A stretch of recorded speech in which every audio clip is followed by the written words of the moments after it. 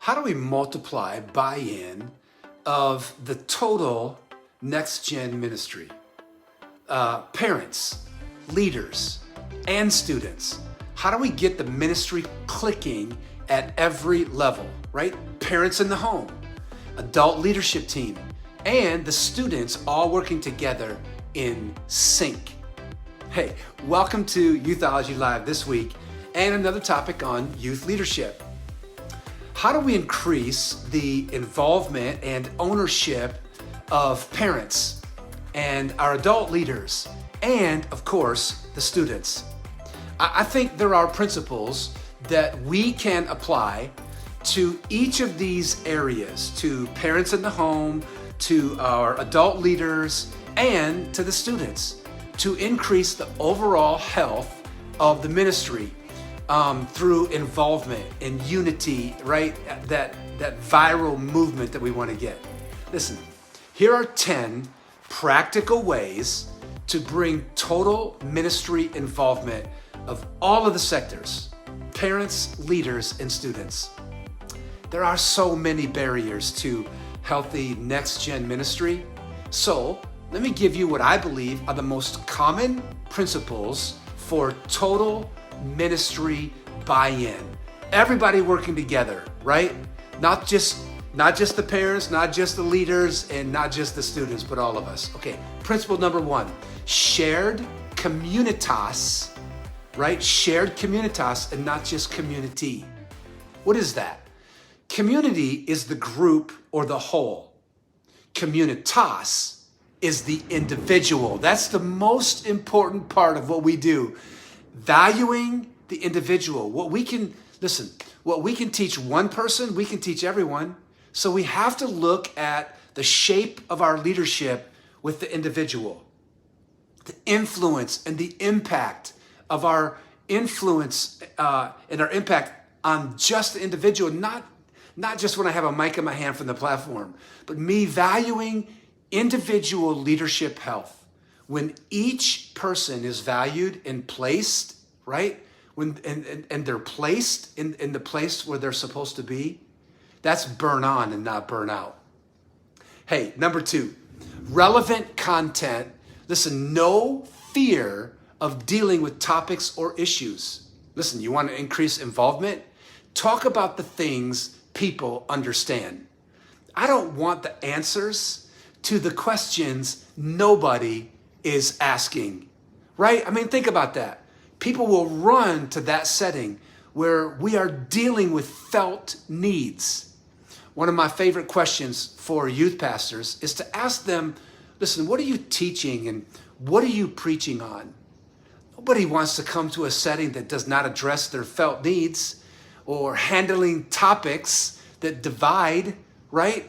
Listen, I want to have the answers to the questions people are asking.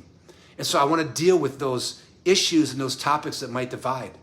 That's a draw, right? Hey, number 3, increasing involvement is sometimes a lack of relevance or currency can cause that. Man, maybe you've heard questions internally, or maybe you've heard somebody else ask, are my ideas any good anymore? Or can I even relate to the younger generation? Or maybe you've entertained the thought, is it time for someone younger to lead? Listen, that's natural, but I don't believe there's an age out in next gen. I don't believe you age out of youth ministry or children's ministry. As a next gen leader or parent, it can be easy to question your relevancy, right? And that can cause there to be this hesitancy, right? Or fear, or whatever. So what do we do about that? Listen, I think the first thing you do is you spend time with the target. You spend time with young people, because that increases, okay, listen, that increases relationship. And then if you ask good questions, you get good answers, and it helps you to understand the culture and the context. All right, number 4, collaboration. Parents working together with leaders and with students. All 3 of those sectors working together. What a collaborative effort of language and thought and vision and giftings, like certain like giftings that people have, experiences that people have. There is a university of information in our circles. And so we got to work together more. Listen, Iron Man and Wonder Woman have a weakness, but Avengers and Marvel have no weakness. What one may not be able to do, the team can do together.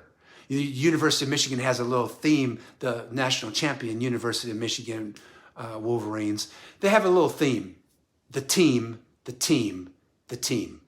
So we got to work together to get this momentum going. Number 5, a loss of spiritual health. Man, where there is a loss of spiritual health, there is a lack of involvement, a lack of excitement, a lack of enthusiasm, right? The greatest thing one generation can pass on to the next is faith. It is the faith of one generation that is passed on to the next generation that increases the health of the organization.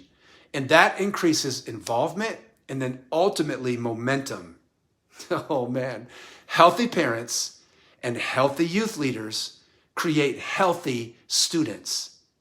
And think about that. Healthy students create healthy next-gen ministry and ultimately society. Number 6, not solving problems. Man, when the problems, unsolved problems mount, it creates discouragement, right? Hopelessness.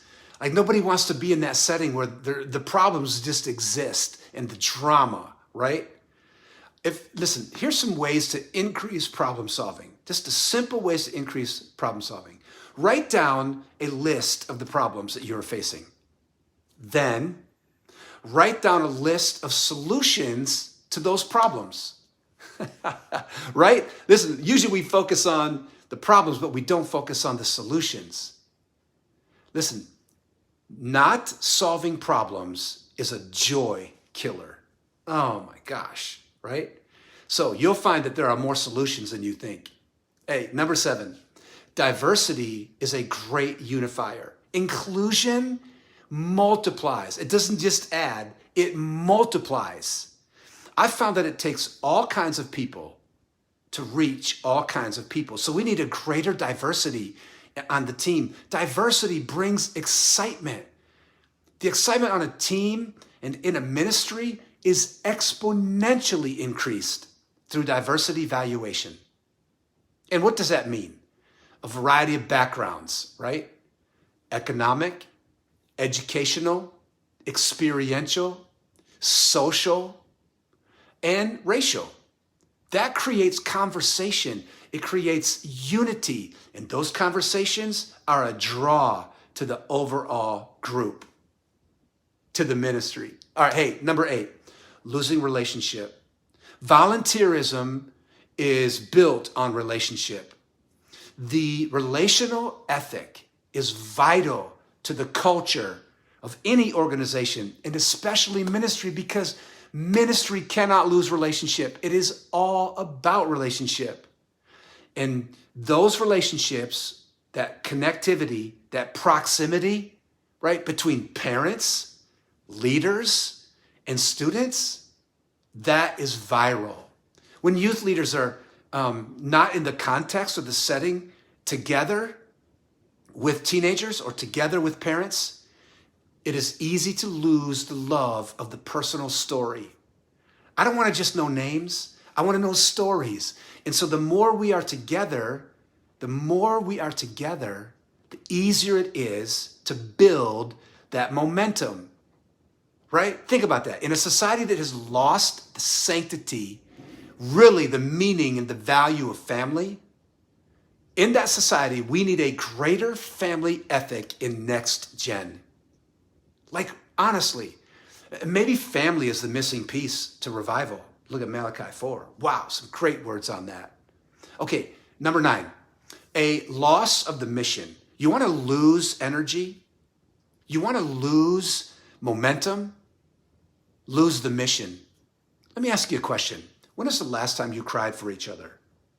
Or you cried with each other as a team? right? Don't lose the ministry focus. Don't lose contextualization. Don't lose the context.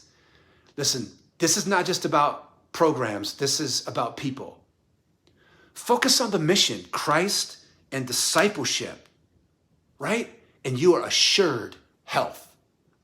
Volunteerism becomes stale, and a ceiling or a fence is placed around a ministry when you lose mission, right? It becomes so short-sighted.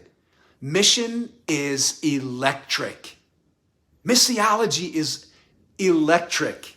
Okay, hey, number 10, the last way to create a viral movement is shared experiences. We need to create more shared experiences between parents, leaders, and students.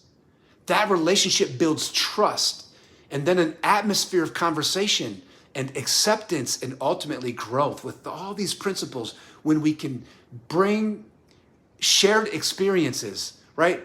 Quarterly, annually, monthly, parent meetings, leader meetings, student meetings with planned content like Q&As or win sharing and calendar building and key moments of spiritual impact and relationship building and meals together. Nobody wants to be bored in the setting of ministry. We want shared experiences. And when you get all of those sectors together, those shared experiences create a viral movement, increased involvement, right?